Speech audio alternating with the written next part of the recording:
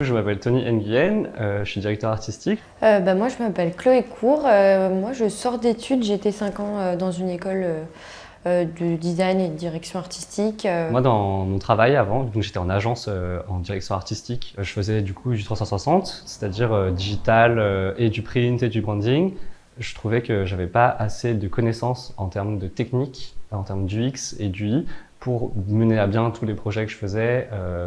Moi, oui, dans un premier temps, je pense que je suis venue valider un diplôme et surtout, pour ma part, peut-être retrouver un peu de confiance en moi, de confiance en mon travail. En fait, tout est enseigné ici à destination d'être apte à travailler autour d'une marque précise et à intégrer la stratégie de marque dans nos productions graphiques. Ce que je voulais vraiment faire, c'est le branding et c'est ce que j'ai trouvé du coup dans cette formation. Oui, le point vraiment intéressant pour moi, ça a été de me retrouver avec des gens qui viennent de milieux complètement différents, qui n'ont pas le même âge que moi, qui ont des backgrounds complètement différents et ça, c'était hyper enrichissant en fait.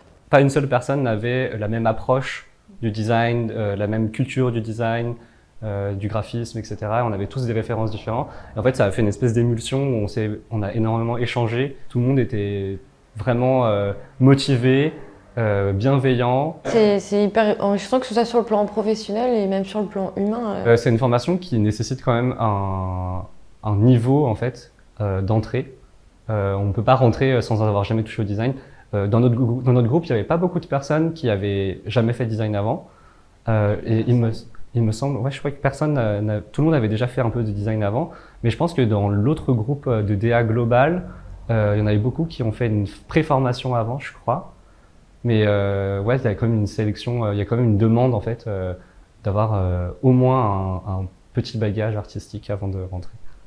Il y en a qui ont réussi à continuer à travailler à côté, mais c'est vrai que c'est très compliqué, je pense. C'est très dense, c'est assez dur. Il y a des moments de haut et de bas, mais il faut pas lâcher et ça vaut le coup, franchement. Moi, justement, j'étais dans le cas où je me sentais pas légitime parce que j'avais jamais travaillé avant, en fait. Je sortais vraiment d'études et j'avais peur de ça. Et au final, finalement, ça a payé. Et aujourd'hui, justement, je me sens vraiment légitime d'être là et de faire ce que je fais.